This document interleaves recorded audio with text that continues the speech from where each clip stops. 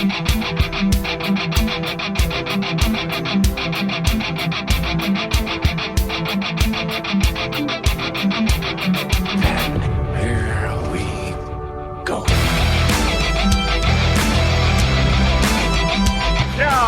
bring on the Mountaineer. Goes around about the 50, the 10 to 5. A touchdown with Virginia. He did it. He did it. That's with White. Beavers are he's gone. Touchdown. Tavon Austin. As the hills of West Virginia resound with the sounds of Golden Blue football.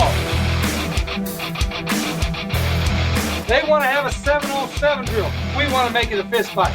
Nothing cheap, nothing dirty, but West Virginia football. From the heart. Streaming. It's Mountaineer pride. Once a Mountaineer, always a Mountaineer. Leave no doubt tonight. No doubt. They shouldn't have played the old Golden Blue. West Virginia is a special place. People of the state that have great pride in this WV logo. Ain't no stopping the Golden Blue.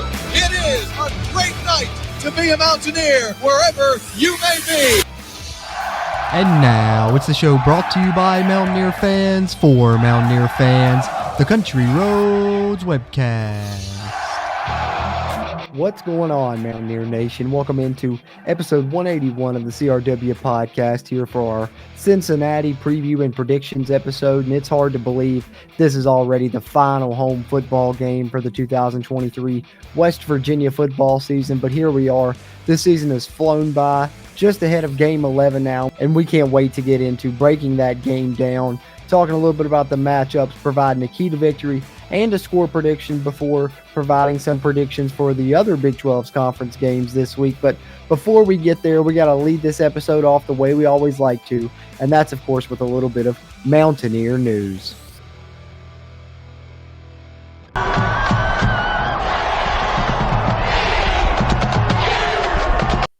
All right, going to lead off Mountaineer news here on episode 181 with a bit of a update on West Virginia's kickoff time for what will be the final game of the regular season for West Virginia, and that's, of course, coming on the road against Baylor next week on November 25th. And as you can see here, released on social media if you're watching on the video version, for the fourth consecutive week, a 6-day window has been utilized by the Big 12 for West Virginia's football game. So we will learn the kickoff of West Virginia's final game against Baylor either late Saturday night or at some point this coming Sunday. So we will just have to wait a little bit longer to find out what will be the final kickoff time for West Virginia in 2023. And then moving on here in Mountaineer news to things that are more pertinent to this game against Cincinnati, and one of those, of course, is an injury update that we were waiting for Neil Brown to provide on his radio show, and he has since done that, and those are, of course, in regards to the status of C.J. Donaldson and Doug Nestor, two West Virginia starters on offense, of course,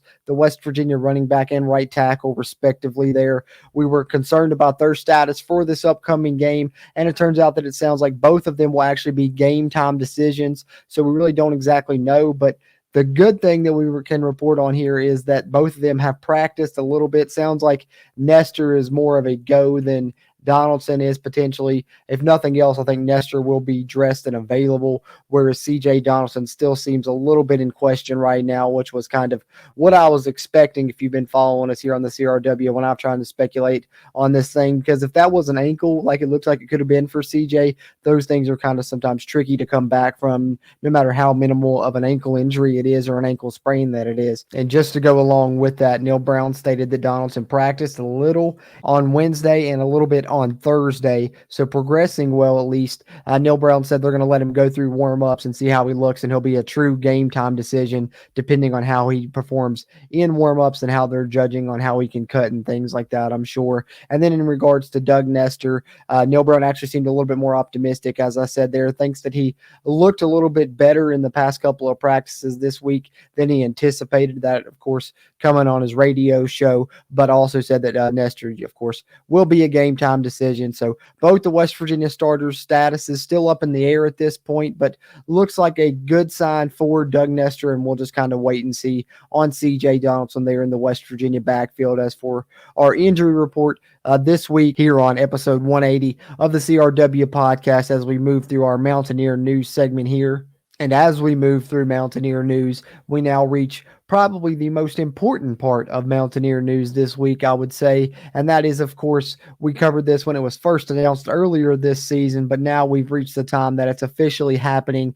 Don Nehlen set to be immortalized at Mountaineer Field this coming Saturday. 149 wins at West Virginia, the all-time winningest coach for West Virginia football, as you see there on the graphic if you're tuned in on the video side. And if you are watching on that video side, I want to take a second to say we appreciate you tuning in and watching that way, whether you're watching on the Country Roads Webcast channel or on the web there at wvsportsnow.com, where you can also find our show. Do us a favor, hit the like button. Really helps this video's performance and future videos performances as well. And if you're a West Virginia fan and you haven't already, be sure to hit the subscribe button. Helps us and you, as it helps get more of this Mountaineer sports content out to Mountaineer Nation. But we also appreciate you if you listen on the audio side. You can find that on any podcast platform you like: Google, Apple, Spotify, Amazon Music, iHeartRadio, you name it. Just search Country Roads Webcast. And be sure if you're listening on that side, leave us a rating, review. That helps. And just be sure to share us around with other West Virginia fans that you know. But of course, in regards to Don Nehlen, what can you say that has not been said enough already? Actually, John Antonic put out a great piece over on WVUsports.com, the university's official site there, talking a little bit about Don Nehlen. And I'll read just the first paragraph or two here from you. If you guys want to check out the full article, you should definitely head over there to do it. I mean, Don Nehlen's list of accomplishments here would probably take a long time for me to run down, but the one that I go back to time and time again is the 2 undefeated seasons. Just very impressive there for that to be done at West Virginia, especially when the program was in the state that it was when he first came in here. And I think that it's absolutely poetic justice, and something a lot of people have talked about, and it almost got me emotional the first time that I heard it, was that his first ever win at West Virginia, when they opened the stadium here at Mountaineer Field back in 1980, the team that they played in that game, Cincinnati. And it's just very poetic that, of course, he will be honored against Cincinnati here as well. Kind of comes full circle for Coach Nehlen. Of course, the national championship game appearance, Coach of the Year awards. Not enough great things to say about the greatest coach in West Virginia football history. And just from this article now, it says the word being used is immortalized to describe what West Virginia University is planning to do on Saturday afternoon when it recognizes former coach as the Mountaineers take on the Cincinnati Bearcats at Milan Puskar Stadium. The university is immortalizing Nehlen by placing his name on the diversified energy terrace next to all-time greats Ira Everett Rogers, Sam Huff, Bruce Bosley, Darrell Major Harris, and Chuck Howley. It's Mountaineer football's Mount Rushmore, if you will, and Nehlen's name certainly deserves to be on that list. Just a great piece there. That's just the opening of it there from John Antonic. I encourage you to go read the rest, but wanted to read that first little bit just to kind of describe what they mean when they say Don Nehlen's being immortalized this weekend. It's essentially the same ceremony that a player receives when they retire his jersey, but obviously you can't retire a coach's jersey, so this is kind of the next best thing. And of course, I know a lot of people have talked about a statue maybe for Coach Nehlen. Who knows? Maybe that will come down the line, but at least right now we're going to have his name up honored at the stadium forever. And if you're there in the crowd Saturday, you get to be a part of it, which is a pretty cool thing to get to be a part of. And just shout out to Coach Nehlen. We can't say enough great things about what he did for the West Virginia football program. So certainly wanted to take a second out here to recognize him as we continue throughout Mountaineer news. And then lastly, to wrap up Mountaineer news here, I wanted to take a minute here to acknowledge the West Virginia seniors. Although some of these have the potential to return next season, we know some of these guys will be applying for waivers in the terms of Montre Miller. Keyshawn Cobb still has a redshirt year available, so he'll likely return to the Mountaineers next season as well. But these are the seniors, most of which will be honored in walking Saturday on Senior Day for the Mountaineers. So just wanted to take a second and shout out these names that could be playing their last game ever at Mountaineer Field this Saturday against Cincinnati to wrap up here on Mountaineer news. And of course, it's only fitting to lead it off with one of the team leaders here when we start off this seniors list, and that is Lee Koba. And then we have Jashawn Polk, Keyshawn Cobb, Doug Nestor, Montre Miller, Devin Carter, Beanie Bishop Jr., Malachi Ruffin, Noah Massey, Marcus Floyd, Luke Hamilton, and Devon Hawkins, a.k.a. Day-Day Hawkins, to round out our list of seniors there. Just wanted to take a second and shout out those guys as we prepare for Senior Day and the final Mountaineer home game. Felt it was only right to mention those seniors here as we get set to wrap up our Mountaineer news segment here on episode 181 of the CRW podcast. All right, Mountaineer Nation. So there you have it, an injury update. Of course, wanted to take a second out to honor the seniors there. And then, of course, can't fail to mention Coach Nehlen. He's set to be immortalized forever at Mountaineer Field this coming Saturday. So that will pretty much wrap us up with our Mountaineer news segment. Now let's get into the fun stuff, though, as we get set to break down the matchups against the Cincinnati Bearcats and then come away with our key to victory and, of course, our score prediction here on our Cincinnati preview and predictions episode of the Country Roads Webcast.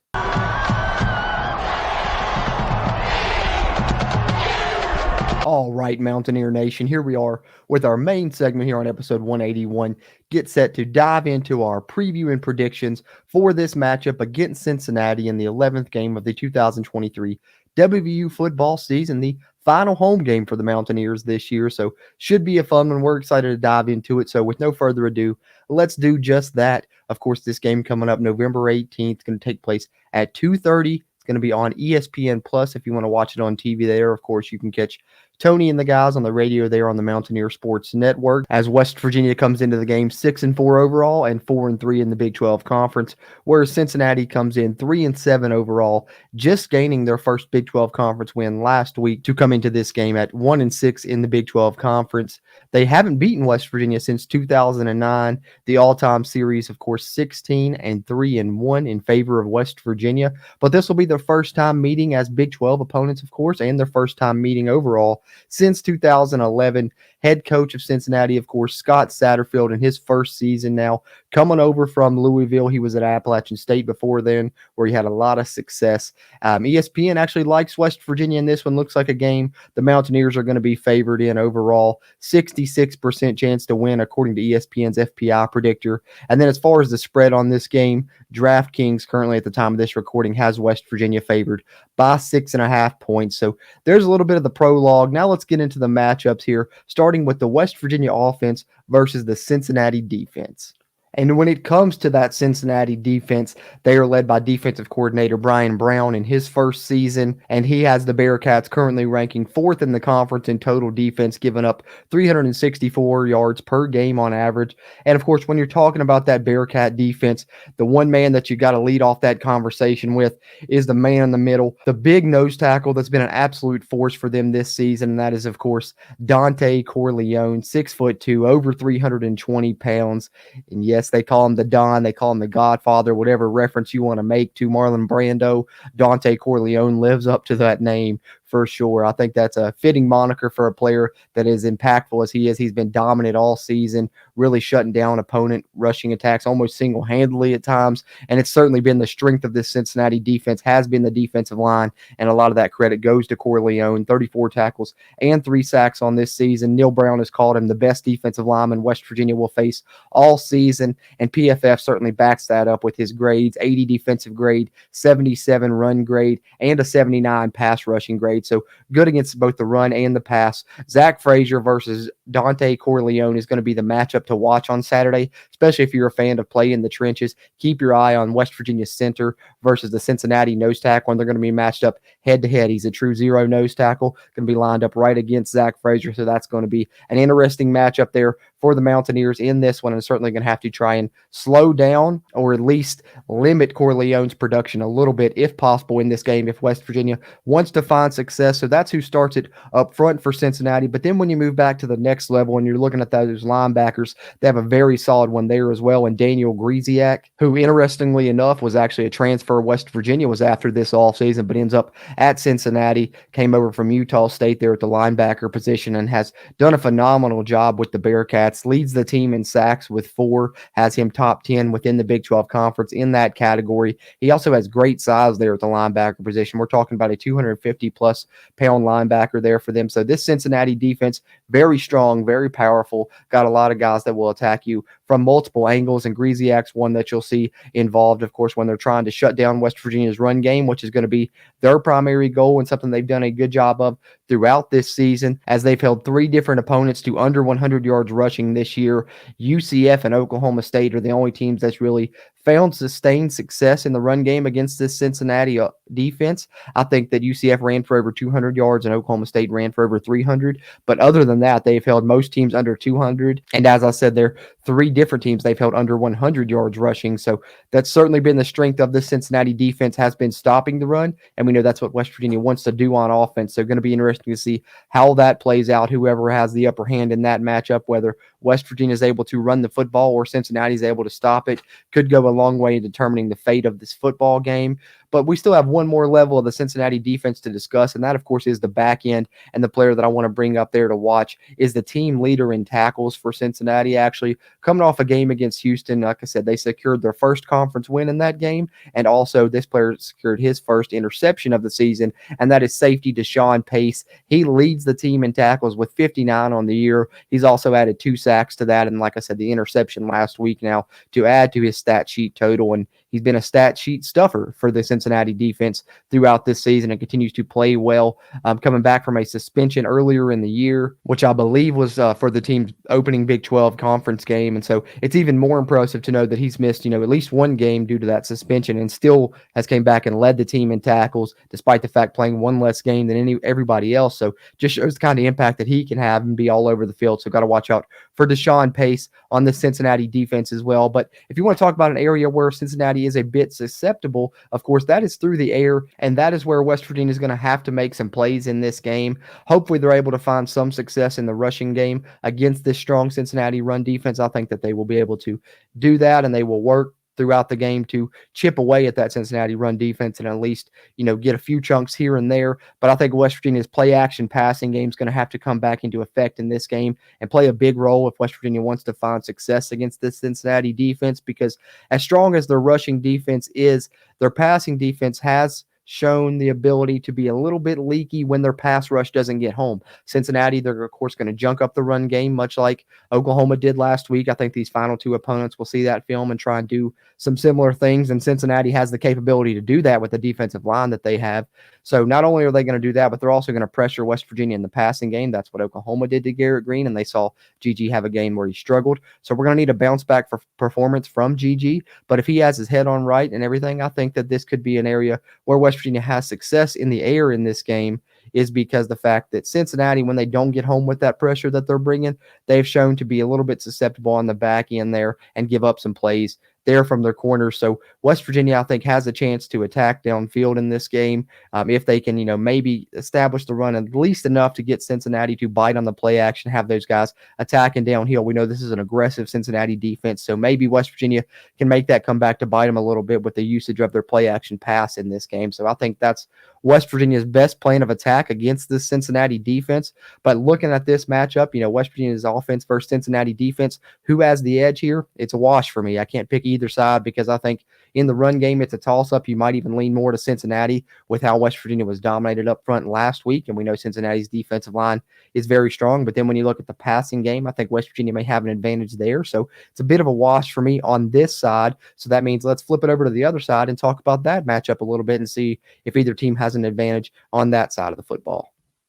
Flipping it over to the other side and talking about the West Virginia defense against this Cincinnati offense a little bit. Of course, the Cincinnati offense will be coordinated by Brad Glenn in his first year, who we actually saw last year. He was the passing game coordinator for Virginia Tech, so not the first time West Virginia has faced him as an assistant coach, although it's to be determined how big of a role he has, probably more so in game planning, because much like West Virginia, the Cincinnati head coach Scott Satterfield is the play caller for the Bearcat offense as well. But the offense has been good on the ground, and these are two teams that are almost like looking in a mirror when it comes to how they attack opposing defenses. And stop me if this sounds familiar and you've heard this before. Cincinnati on offense, they want to run the football and control time of possession. Sound like a team that we know, Mountaineer fans? Of course it does. And one reason they've been able to do that this season is because they've been strong in that run game, of course, and that is led by running back Corey Kiner, 7th in the Big 12 in rushing with 885 yards. And he's a really tough guy to tackle, 5'9", 215 pounds. And if you need evidence of that, look no further than this statistic, as he is tied for first in the Big 12 conference with 3 runs this season, longer than 50-plus yards. So he's a running back that can obviously hurt you in between the tackles, give you that 3 yards in a cloud of dust, but also he may catch you off guard and hit an explosive run every now and again, as well as evidenced by that statistic. And that's one of the reasons that we're talking about a top 5 rushing offense in the nation here with this Cincinnati team. And of course, I talked about them in West Virginia being very similar. West Virginia right there behind them, 7th in the nation in rushing. Cincinnati averaging 223 rushing yards per game. West Virginia averaging 214. And the most impressive stat I saw in regards to the Cincinnati run game is probably the fact that they ran for over 200 yards in 8 out of the 10 games that they've played this season. That's tough to do. So got to tip your cap to them and their rushing offense. They know how to get it done if they're getting it done that frequently. So West Virginia going to have their work cut out for them against the Cincinnati rushing attack. And of course, Corey Kiner isn't the only running back to worry about for the Bearcats. You also have to worry about running back Miles Montgomery. He's a speedster, 6.6 yards per carry, has 2 100-plus yard games of his own, and is actually one of the highest running backs graded on PFF, over an 84 grade there. So yes, he's only the backup, but when he gets in there, he has fresh legs and is one of the faster players on their football team. So he can really make some things happen as well. And then you can't discount the quarterback being involved in the running game there. And when we're talking about the Cincinnati quarterback, we're talking about Emory Jones, transferred in from Florida. And I would argue that's actually the strongest aspect of his game is his ability to run the football. Sometimes he leaves a little bit to be desired in the passing game, but he certainly can be a weapon in the running attack, as he has 455 yards on this season and has ran 4 touchdowns. So definitely a matchup to be concerned about. There is this Cincinnati rushing offense, but the silver lining there for West Virginia is I think if they can find a way to slow down that Cincinnati rushing attack and try and make them one-dimensional and force them to throw the football, I think that could be advantage West Virginia, because Cincinnati has been nothing to write home about with their passing attack this year, so much so to the point that the aforementioned Emory Jones that I just talked about has actually now been involved in a 2-quarterback system the past couple of weeks as they try and find a little bit of a spark in that pass game that they really need. Emory Jones, like I said, left a lot to be desired this year. 15 passing touchdowns versus 10 interceptions, so not the best performance. He has a tendency to put the ball in harm's way, and his accuracy can come into question at times as well, especially if you can get home with some pressure, which I think West Virginia will certainly try and do in this game. But he's not the only quarterback West Virginia will see. As I said there, the past couple of games, they've started playing another quarterback at least 2 series in the game or so, it looks like, and that's sophomore quarterback Brady Lichtenberg. So West Virginia likely to face 2 quarterbacks in this contest when Cincinnati goes to the air. But when they do decide to go to the air, there are 2 receivers really West Virginia needs to hone in on, because those are the main guys that Cincinnati targets, as wide receiver Xavier Henderson leads the team in receptions with 48 and leads the team in yards with 648, whereas Braden Smith leads the team in receiving touchdowns with 4. Both of those guys each have over 500 yards receiving, as Braden Smith has 538, but no other receiver on the Cincinnati roster has more than 221 receiving yards. So certainly those are the guys to key on in the Cincinnati passing game, Henderson and Smith, with either Lichtenberg and Jones triggering. But the main thing here is West Virginia has to stop that Cincinnati rushing attack. Corey Kiner and those Montgomery guys in the backfield. And I think, though, that West Virginia has a good chance to be able to do that. And that's just due to the fact that we've seen West Virginia play strong rushing teams throughout this season. I mean, you can go back to the very first game of the year. Penn State's rushing attack was very vaunted coming into the season with Nick Singletary and Katron Allen. So West Virginia's strategy in that game didn't pay off for them in that contest was, okay, we're going to stop the run and we're going to force their quarterback to beat us. Now, Drew Allar was very talented and was able to do that. If West Virginia is able to replicate that game plan in this contest, I don't see Emory Jones and Brady Lichtenberg being able to defeat the Mountaineers. So really, it's just a major key in this game for West Virginia to stop this Cincinnati rushing attack when you're talking about the West Virginia defense. But I think that they'll be able to do that. So I'm giving the advantage to the Mountaineers when we're talking about the terms of this matchup. And then lastly, want to discuss the intangible special teams a little bit here. From what I understand, Cincinnati struggled a bit on special teams this year, and that could be an area where West Virginia is able to find another advantage there. I know it's been a bit of a mixed bag for the Mountaineers at times this season, but I think overall it's been a net positive. Oliver Straw's been very good in the punting game. You've been very good with your field goal kicking for the most part. I know it's return coverage in the return game where things have left a little bit to be desired, but I think overall West Virginia's special teams has not been a negative for this squad. So I would give West Virginia advantage there as well. So if you're counting there, that's 1 wash and 2 advantages for the Mountaineers. So it seems like they've got a good chance to win this, but in order to do that, they're going to have to find a way to execute on some major keys. And what is my major key to that victory? Let's talk about that now as we get to my favorite portion always of these preview and prediction shows here on the CRW podcast, and that is it's time for key to victory and score predictions here for Game 11 of the 2023 WVU football season.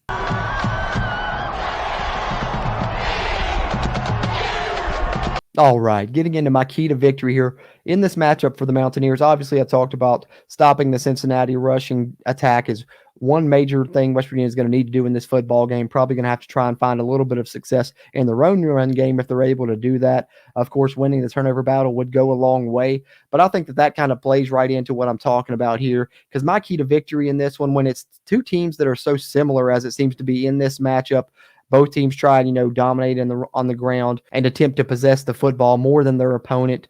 Both teams have done a pretty good job at that this season and are kind of similar there. But when you look at it, you wonder, why is West Virginia 6-4 and Cincinnati 3-7 then? Well, here's the main reason in my eyes, and it's playing smart football, being disciplined. I think West Virginia has done a much better job of that this season. You look at Cincinnati, they're near the bottom of the conference in plus-minus turnover margin. They've been a heavily penalized team at times, and West Virginia's kind of been the inverse of that. So that goes right into my key to victory here. I think the key for the Mountaineers to come out with a victory in their final home game here is to play smart football. Don't beat yourself.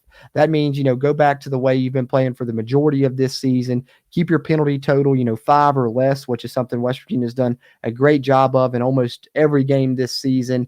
And, of course, you cannot turn the football over, and you got to force Cincinnati to do just that and let them beat themselves. You just play smart football, play your game, and I think you're the better team here. And if you don't make those crazy mistakes and don't come out of this one as the more penalized team or lose the turnover margin by a large discrepancy, then I think West Virginia will find a way to win this football game. So my key to victory in this one is eliminating mental mistakes, playing smart football, and just don't beat yourself in this contest. Now, do I think West Virginia will be able to do that? Final home game of the season.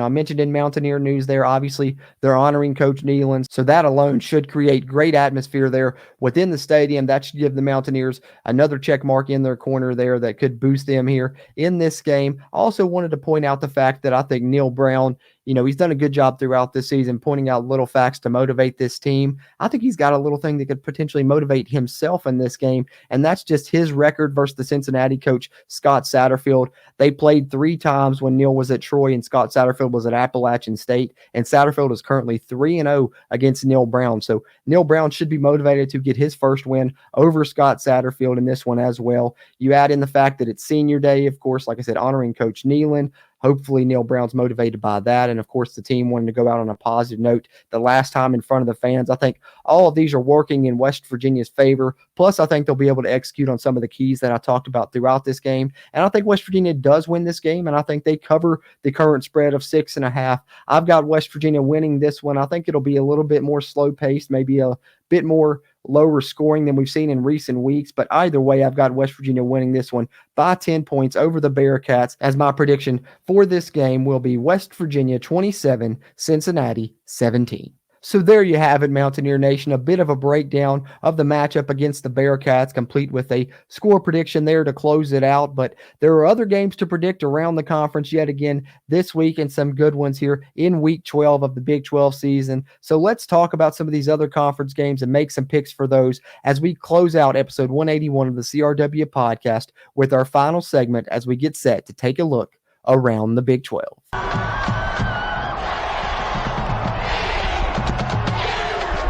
All right, around the Big 12 here on our Cincinnati preview and predictions episode.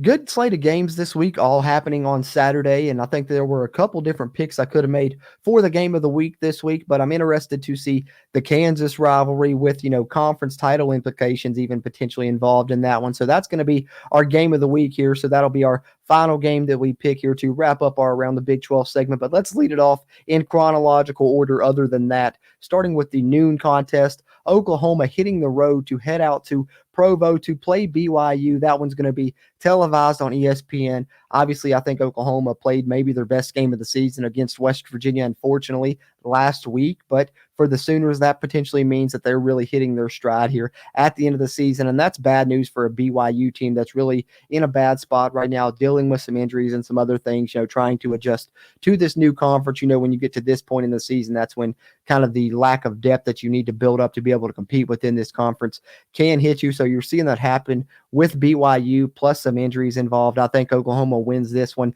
and wins it going away. You're talking probably 3 or more score win by Oklahoma in that contest. Well, of course, we talked about the Mountaineers and Bearcats playing at 2:30 on ESPN Plus there in the final home game for West Virginia. Then we get a rivalry game between Baylor and TCU here as well at 3:30. This one's on ESPN Plus also. I think that TCU will handle the Baylor Bears this year, but watch out for this one to potentially be close. I know Baylor's really struggling this season, but you never know what can happen with this game. It could end up coming down to the wire still yet, but TCU should have more than enough to get the advantage, and I got them getting the win over the Baylor Bears in this contest, which then brings us to our 4 o'clock game televised on ESPN2, and that's Oklahoma State heading down to Houston to take on the Fighting Dana Holgersons there. And, 2 weeks ago, I would have thought Oklahoma State would dominate this game, would probably win easily. But now I'm looking at it and I'm wondering a little bit about it, because you looked at Oklahoma State last week heading into UCF, getting absolutely dominated. Did they put something on tape that Houston can replicate? Also, I'm thinking about when West Virginia played Houston. Surprisingly, Houston did a good job stuffing the West Virginia running game. If Houston's able to do that against Oklahoma State, they could surprise some people in that game as well. I'm by no means picking a Houston victory here. Personally, I think Oklahoma State's going to come out ready to bounce back. They know they still got a good chance to get into the conference title game potentially. So I think we'll see a bounce back performance from Ollie Gordon and Oklahoma State. I think they'll go on the road and beat Houston, but you never know what could happen. It's always interesting to see how a team bounces back from a surprising upset loss like that. It can go one of 2 ways, but I'm expecting the Cowboys to bounce back on the positive side of that and get the win here over Houston in that 4 o'clock game. Then our next contest, UCF, of course, a team that we're talking about that just beat Oklahoma State pretty handily, hits the road to take on Texas Tech at 5 o'clock. This game will be televised on Fox Sports 2. And I think this is interesting because both of these teams are coming off of big wins that a lot of people probably did not expect them to gain last week. Texas Tech upsetting Kansas, and of course, as I mentioned, UCF upsetting Oklahoma State. So both of these teams probably riding high and in a good place, mentally coming into this game. Should make for a fun contest to watch. And, I really like UCF's offense. I think they're a different team with John Rice Plumlee at the helm. I think that they can certainly score enough points to come out and win this football game. I almost want to pick them to do so, but just something in my gut just tells me that making that first trip to Lubbock, I think, is going to be a little bit interesting for UCF. They may not know exactly what it's going to be like, right? Lubbock's an interesting place. That's a tough place to play in, especially when you've never been there and you're not used to it. It can really throw you for a loop. I'm thinking back to, the first time West Virginia went there in 2012, we were riding high off a big win over the Longhorns, top 5 in the country, thought we were on our way to a very special season, and then go there in Lubbock. Those Texas wins, as all that was talked about after that game and how different the wind is in Lubbock, and West Virginia just got absolutely housed in that contest. So, I think that UCF will make this a game. I think it'll be interesting, but I'm going to go with Texas Tech in this one just because of that home field advantage, and maybe they catch UCF off guard with a little bit. I'm going to ride the Red Raiders there in that game, which then brings us to our nightcap in the conference, which I nearly made the game of the week this week and easily could have been. It was a toss-up between these final 2 games, but I decided to go with the other one. So we'll talk about Texas and Iowa State first. That's coming up at 8 o'clock p.m. on Fox. Texas heading to Ames. Tough place to play there. And I think that, that place is going to be absolutely rocking as Iowa State looks to, secure a victory over Texas. And they could really absolutely muddle this conference championship race, get all these tiebreaker scenarios, everyone looking at them with a fine-tooth comb. If Iowa State's able to pull off this victory over Texas, I think, playing in Ames at night, they will certainly probably make a game of it. But I think the Longhorns just have too much talent. They're a really good team this year. They're good on both sides of the football. They have Quinn Ewers back on offense. I think Texas will just be a little bit too much to handle for the Cyclones at the end of the night. So I'm going to ride the Longhorns to get the win in that one, which then brings us to our game of the week here in our Around the Big 12 segment on episode 181 here of the CRW podcast, which I appreciate you guys tuning into this one, whether you're listening or viewing it like I said, if you're viewing it, hit the like button. Be sure and subscribe to us. If you're listening to it, leave us a rating and review. That helps. And just share us around with other Mountaineer fans. You may know we really appreciate that here at the Country Roads Webcast. But getting into this game of the week, of course, obviously you got the rivalry there. Kansas State versus Kansas. It's in Lawrence this week, 7 o'clock kick on FS1. It's going to be interesting to see how this one shakes out with the status of Jason Bean up in the air at the quarterback position. But Ballard did not play bad for the Jayhawks when he was in the football game. So maybe Kansas will find a way to keep this competitive either way. But I think Kansas State right now is playing some really good football. Seems like they finally found their way. I don't know if it was a wake-up call to Will Howard a few weeks ago when they started playing Avery Johnson at the quarterback position, but seems like he's really been playing better football since then, and their offense as a whole has really, come together, I think, and that's a good thing because we know Kansas behind Lance Leipold, they get really creative on offense, and they're going to find a way to pick up yards and probably score some points in this game, so it's going to be interesting. I think you could go either way in this football game. I went back and forth a little bit myself.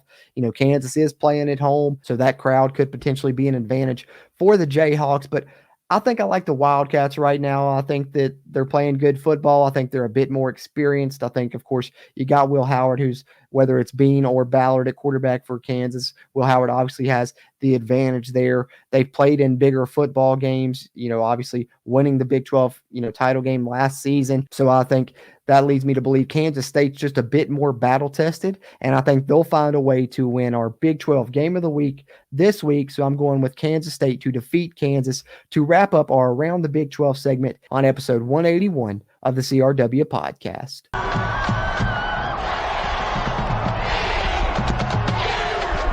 All right, Mountaineer Nation. So that will pretty much get ready to wrap us up here for our Cincinnati preview and predictions episode of the Country Roads Webcast. Really appreciate you guys tuning into this one, whether you viewed it or you listened to it. Of course, we went through some Mountaineer news topics there, broke down the matchups, provided our key to victory and score prediction for the Mountaineers, as well as some predictions for the other Big 12 conference games. But would love to hear your prediction, whether it's for the West Virginia game or any of these other Big 12 games within the slate. Be sure to drop your thoughts on them down in the comments below. We really appreciate those interactions as we continue to try and grow the Country Roads Webcast community throughout Mountaineer Nation. And you can come check back with us immediately following the game as we host the West Virginia postgame show over on the Voice of College Football YouTube channel and the Big 12 Voice of College Football YouTube channel. But if you don't have a chance to tune into that live immediately following the conclusion of this game against Cincinnati on Saturday, that's okay. We'll be back within the next couple of days after that with our Cincinnati Review and Reactions podcast episode here on the CRW. And you can find out when that episode will be released by following us on social media. We're on X at WVU Country Roads, and then we're just Country Roads Webcast on Facebook and Instagram. Really appreciate you guys as always. Hoping for a positive end to the home slate for the Mountaineers. And I think they've got a good chance to end this home slate in a positive manner for us fans here watching this football game on Saturday. We're looking forward to it. Know all of you all are also. And we'll be excited to talk about it with you guys following up there as well. Having said that, as always, I'm Jordan Cruz. And until next time, let's go If you Mountaineer. really want to know, then come on, let's go. Take a stroll down those